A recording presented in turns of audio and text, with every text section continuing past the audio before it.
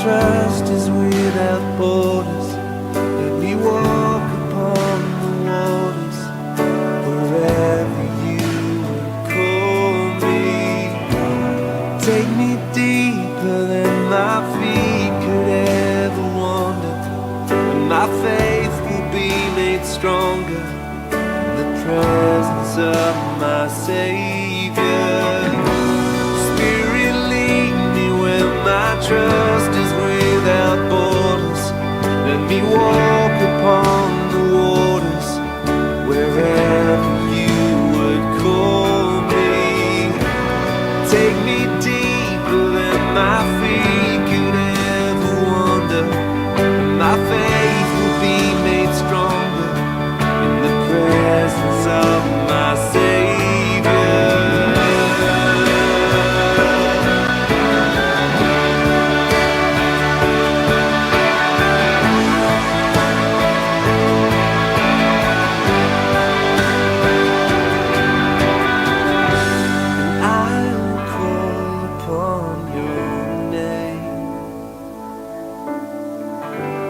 Keep my eyes above the waves. When oceans rise, my soul rests in your embrace. For I am yours, you are mine.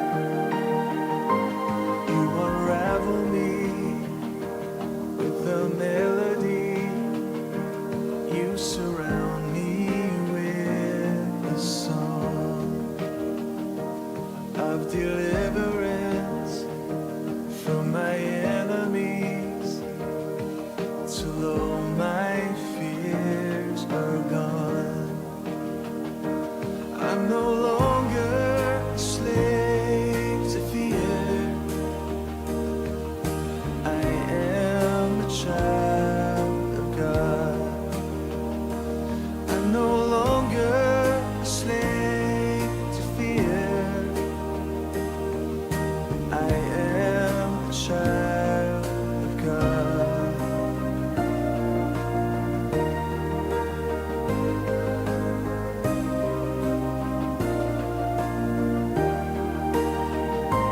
From my mother's womb, you have chosen me. Love has called my name. I've been born again into your family. Your blood flows through my veins. I'm no longer a slave to fear. I am a child of God.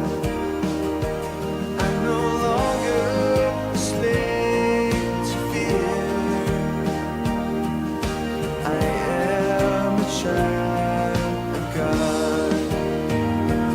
I'm no longer a slave to fear. I am a child of God. I'm no longer a slave to fear. I am a child of God.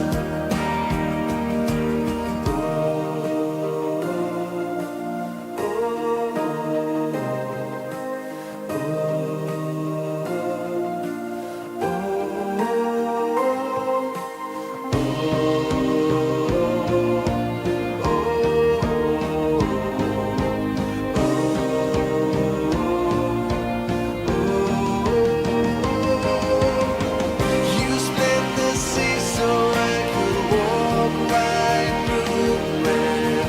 My fears were drowned in perfect love.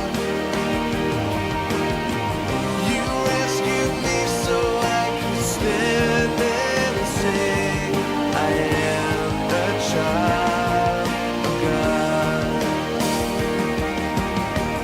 You split the sea so I could walk right through it. My fears were drowned in perfect love. You rescued me so I could stand and say, I am the child of God. I am a child of God. I am a child of God. I am a child of God. I'm no longer a slave to fear. I am a child of God. I'm no longer a slave to fear. I am a child of God.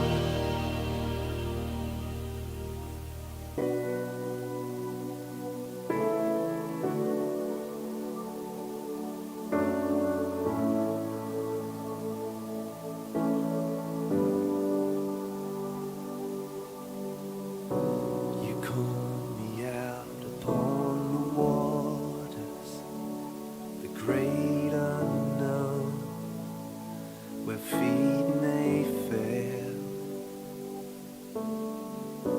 and there I find you in the mystery, in oceans deep.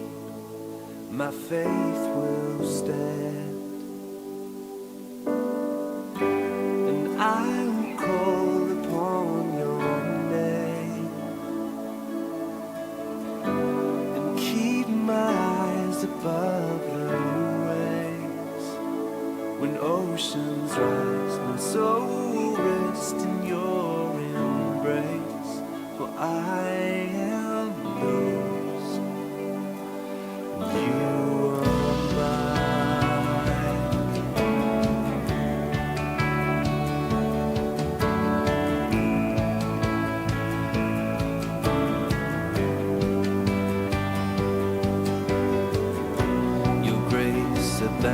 and deep as waters, your sovereign hand will be my guide.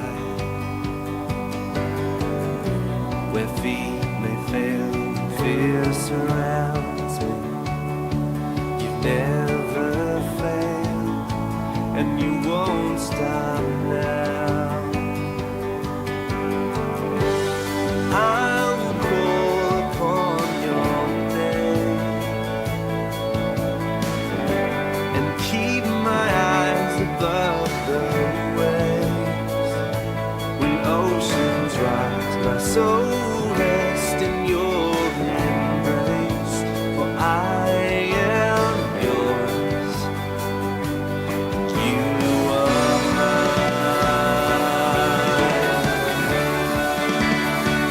mine. Good evening and welcome to the second night of our Alpha course. And we'll be looking at the topic tonight of who Jesus is. Who is Jesus is the theme of our talk tonight. So as you heard last week, our kind of format is that we'll watch the video online, and then if you'd like to join in with the discussion, send me a request to jonathanmoores@outlook.com, and I will send you the link to join in the discussion. And yeah, so we'll watch the video now. Enjoy. See you in a minute.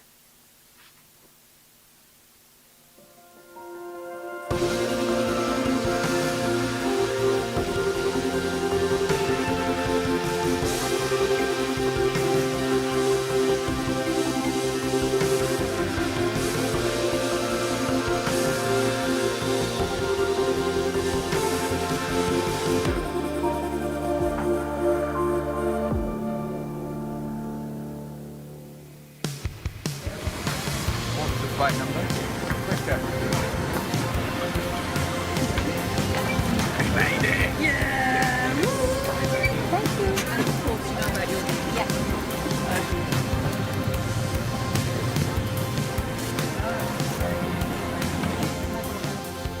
He is arguably the most famous person in history. Over 2 billion people claim to follow him. That's 1/3 of the world's population. He's represented in art and literature more than any other figure. Time magazine called him the most influential person who has ever lived. But who is Jesus?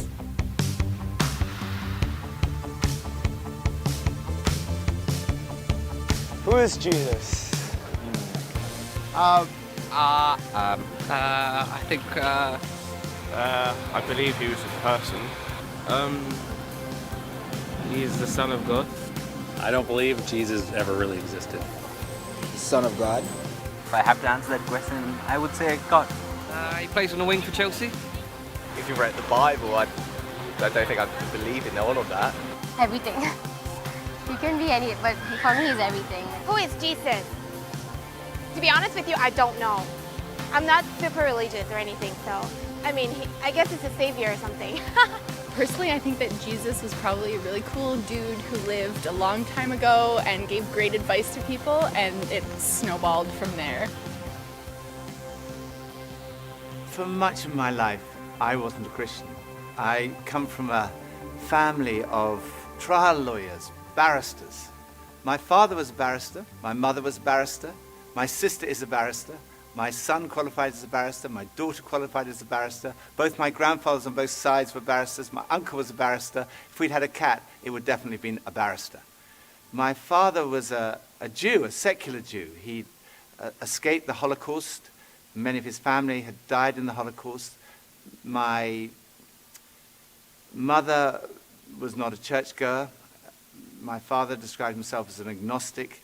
And I came to the conclusion that I was an atheist as a teenager. And I was quite an argumentative atheist.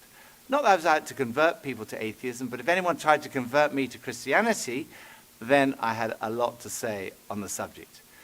And I was quite suspicious of Christians. I'd come across one or two of them in my gap year, and they had these smiles, which I found deeply suspicious. And in my first year at university, I had a room next door to my great friend, Nicky Lee. And I warned him against these Christians. I said, don't let them into your room, whatever you do. But it was too late. He'd met some, and one time he and his then girlfriend, now his wife, Scylla, came back and they said that they had become Christians. I was horrified. I mean, they were such lovely people. I thought, how can I help them? I really didn't know anything about it, so I thought, I better investigate. So I managed to find this old Bible. And that night I started reading it. I started beginning of the New Testament. I read Matthew's Gospel, Mark, Luke. I got about halfway through John's Gospel, about 3 in the morning. I fell asleep. Following day I carried on reading. All that day, all the next day, all the day afterwards. I was a student, so I didn't have any work to do. And when I got to the end of the New Testament, I came to the conclusion, it's true. You can't prove Christianity mathematically. You can't prove it scientifically. Science is obviously very important, but science answers a different set of questions. Science answers the questions, when and how did this world come into being? But it can't answer the question, who and why. Supposing I had a cake here, which I've made, and I give it to a scientist. The scientist will be able to answer the question, how it was made. They may be able to tell you when it was made, but only I can tell you who made it and why I made it. Only the creator of the cake can do that. Only I can tell you, I made that cake, and I can tell you why I made that cake. And it's the same with this universe. Only the creator can reveal who made this world and why he made it. And the claim of Christianity is that he has done that. The creator has revealed himself. And he's revealed himself in the person of Jesus. And the evidence is not scientific evidence. That's not the only kind of evidence, but historical evidence. When I was a barrister, that's what we relied on. We relied on historical evidence that we presented to a jury. It was things that had happened in the past. They weren't there. Every time a jury brings back a verdict, it's a step of faith based on evidence. And I myself could not be a Christian if I didn't believe there was evidence. I couldn't just take a blind leap of faith. For me, faith in Jesus is a step of faith based on good historical evidence. Why start with Jesus, you might say? I didn't even believe there was a God, but I came to believe in God through Jesus because the resurrection of Jesus strongly suggests that this world has a creator and that that creator is to be seen in terms of, through the lens of, Jesus. Jesus of Nazareth is believed to have walked these streets around 2,000 years ago. But is there any evidence that he even existed? Well, there's actually quite a lot of evidence. No serious historian would deny that Jesus existed. The Roman historians Tacitus and Suetonius wrote about Jesus, as did the first century Jewish historian Josephus. He described him as Jesus, a doer of wonderful works, and then he goes on to describe his crucifixion and alleged resurrection. So there's evidence outside of the New Testament for the existence of Jesus, but most of the evidence comes from within inside the New Testament. And sometimes people say, well, the New Testament was written such a long time ago. How do we know what was written down hasn't been changed over the years? Well, the answer is that we do know because of a science called textual criticism. Textual criticism examines the number of copies of early texts that we have available to us today. And it looks at the time gap between the original document and the earliest copy that we have. And basically, the more manuscripts we have and the earlier they are, the less doubt there's going to be about the original. So let's compare the Bible to other texts in ancient history, ones that are widely used in schools and universities. Let's look at the Greek historians Herodotus and Thucydides. They both wrote in the 5th century BC. But the earliest copy of their writings that we have dates from AD 900, and that makes a 1300-year time lapse. And even then, we only have 8 copies of these manuscripts in the first place. Or look at the Roman historian Tacitus. There's a 1,000-year gap between his book being written and our first manuscript, and we only have 20 copies. Or another classic, Caesar's Gallic War, 950 years between the book being written and our first manuscript copy. And even then, we only have 9 or 10 copies of these manuscripts. Again, with Livy's famous History of Rome, a 900-year gap between the book being written and our first manuscript, and we only have 20 copies of this. But when it comes to the New Testament, well, it's very different. The New Testament was written between about 40 and 100 AD, and we have manuscript evidence going back as early as 130 AD, and full manuscripts by 350 AD. And we have more than 5,300 Greek manuscripts, 10,000 Latin translations, and 9,300 others. So, we can be pretty confident in the accuracy, the authenticity, and the integrity of the New Testament scriptures that have been passed down to us today. The remarkable thing about the Bible is there's such a short chronological distance between the events being described and our first manuscripts. So in many ways, the Bible scholars are in a very fortunate position of being able to check these things out and finding that they are much more reliable than, for example, some of the alternatives you're looking at. And as a scholar, I am more than happy to say, I trust this, I take it very, very seriously, I rely on it. Professor F.J.A. Hort, one of the greatest scholars in the area of textual criticism, concluded that, in the variety and fullness of the evidence on which it rests, the text of the New Testament stands absolutely and unapproachably alone amongst ancient prose writings, and no secular historian would disagree with that conclusion. So we know from evidence outside and inside the New Testament that Jesus existed. But who was he?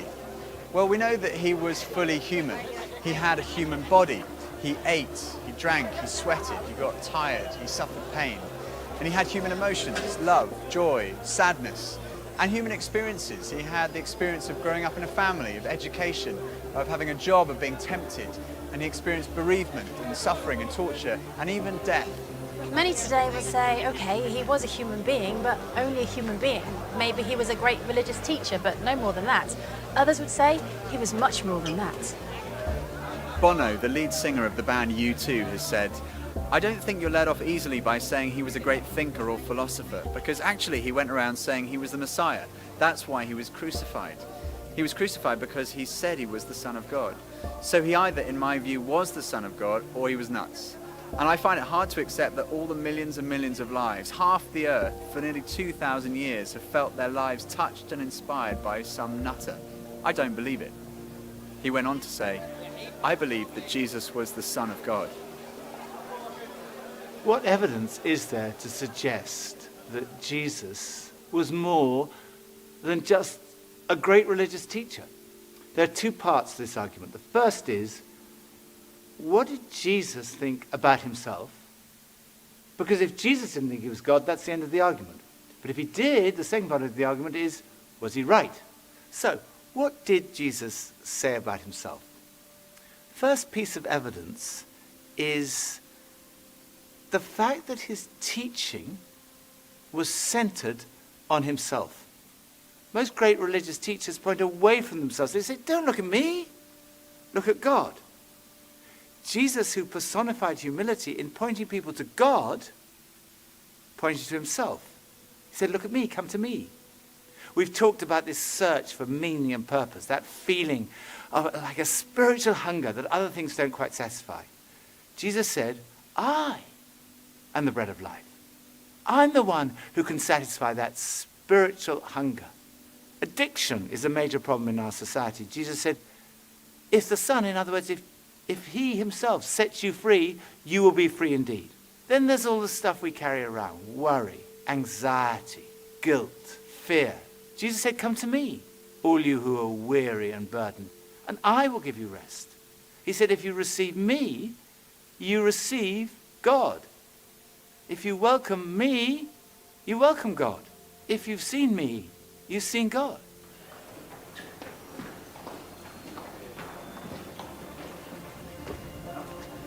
Forgiveness is right at the heart of Christianity. Jesus went up to people and said, your sins are forgiven. Now, if someone sins against you, then you can forgive them, but you can't just walk up to anyone and say your sins are forgiven. When Jesus said that, the lawyers said, who can forgive sins but God alone? But Jesus claimed to be able to do that. In fact, Jesus said that he came to give his life so that people could be forgiven. One of the most direct claims Jesus made is recorded in John's Gospel, chapter 10, verse 30. Jesus said, I and the Father are one. Now, making a claim like this was seen by the religious leaders to be blasphemy.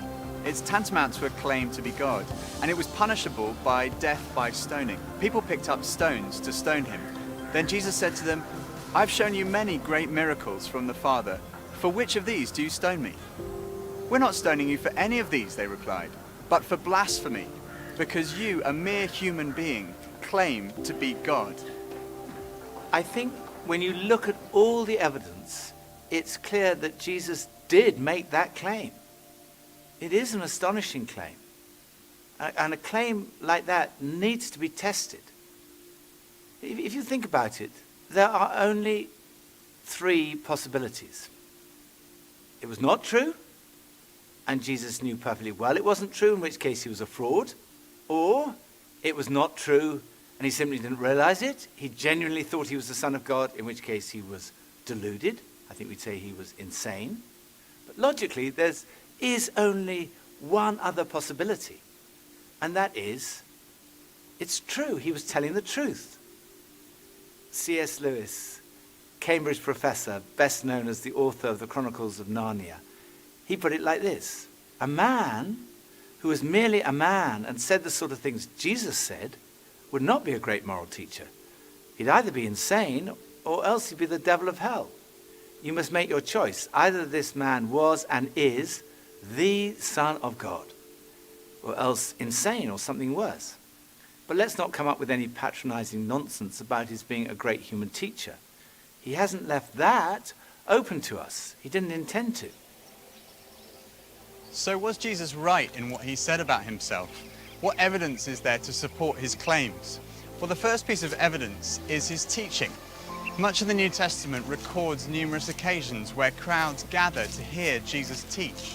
And on one occasion, on a mountain like this, more than 5,000 people gathered to listen to the teaching of Jesus. The Sermon on the Mount has been widely acknowledged amongst the greatest teaching of all time. Jesus' teaching has been the foundation of our entire civilization. Many of our laws were originally founded on Jesus' teaching. Love your neighbour as yourself. Do to others as you would have them do to you. And then this, totally revolutionary. Love your enemies. In fact, we've advanced in every field of science and technology, yet in 2,000 years, no one has ever improved on the moral teachings of Jesus. They are the greatest words ever spoken. They're the kind of words you might expect God to speak.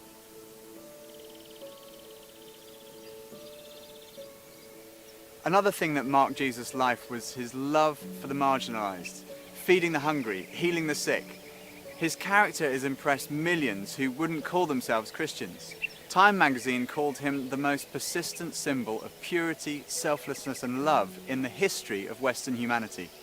He was a person in whom even his enemies could find no fault, and whose friends said that he was without sin.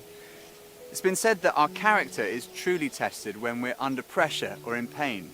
And when Jesus was being tortured, he said, "Father, forgive them, for they do not know what they're doing." Another piece of evidence is his fulfillment of Old Testament prophecy. No one else in history has had a whole collection of books written about them before they were born.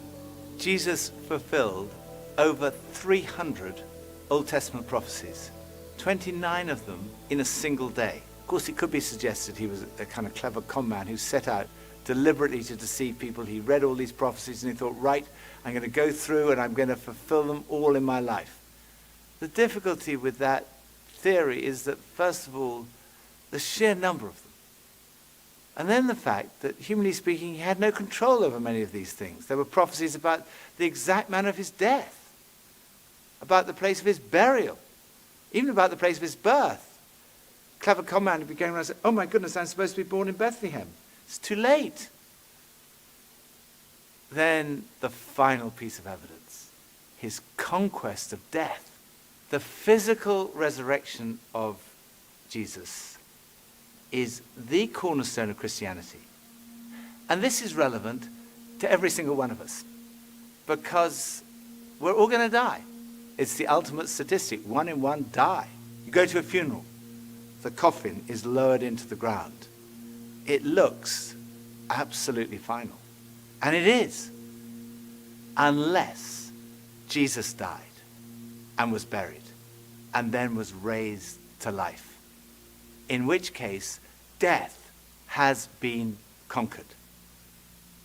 But is this just wishful thinking?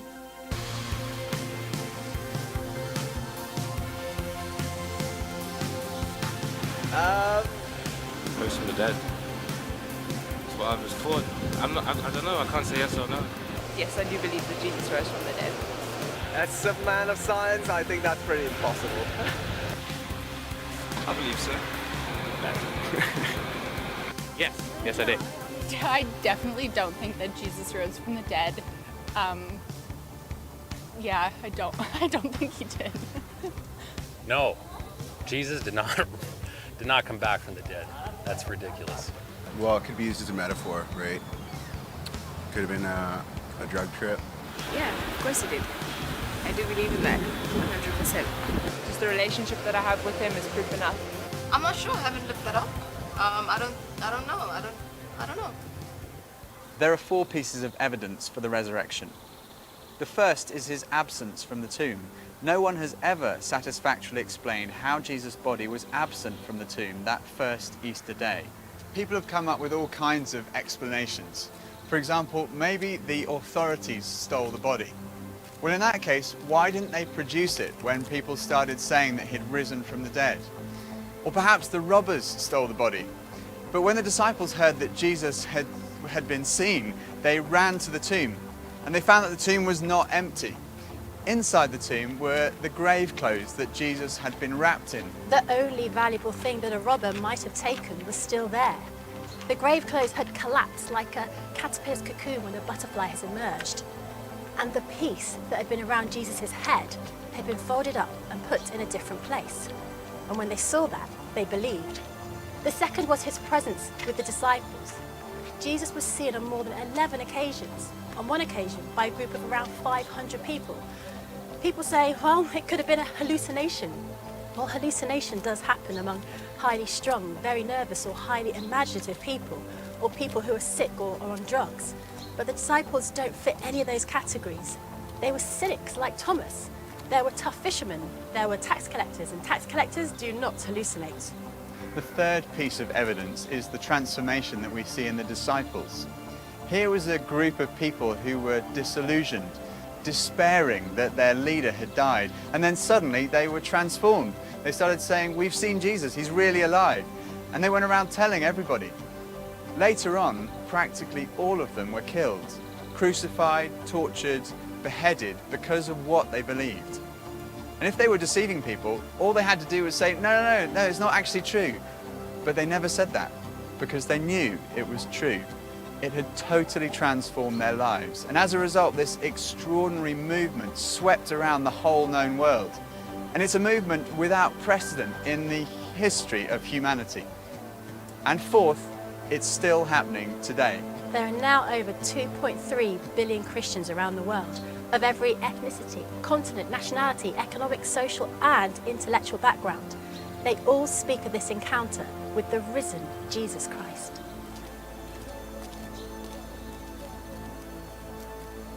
So what are we to make of Jesus? It seems to me clear that Jesus really did claim to be a man whose identity was God. And when we look at the evidence of his teaching, his life, his character, his fulfillment of prophecy, his resurrection, to say he was insane or a fraud seems to me absurd, illogical, actually unbelievable. On the other hand, it provides the strongest possible supporting evidence that what Jesus said about himself was true. And when I looked at the evidence, when I read the New Testament, I came to the conclusion it is true. I didn't want to become a Christian because I thought if I became a Christian, life would be totally miserable from that moment onwards. So I tried to put it off. I thought I'll put off becoming a Christian to my deathbed. And then I realized that would not be intellectually honest. So very reluctantly, I kind of said, okay, yes. And at that moment, I can still remember that moment so clearly. It dropped from here, from my head, being convinced it was true, to here in my heart, having an experience of a relationship with Jesus. And finding what, I guess looking back, unconsciously, I'd been searching for all my life. Something that provided ultimate meaning and purpose to my life. It was the very last place on earth that I expected to find it. But at that moment, I found that what Jesus said was true. Jesus said, I have come that you might have life and life in all its fullness. It really is true that God has revealed himself in Jesus. Jesus really is who he claimed to be. Jesus really did rise from the dead. There is hope beyond this life. There is hope for this life. Right now, in this life, in an encounter with Jesus, we find life and life in all its fullness.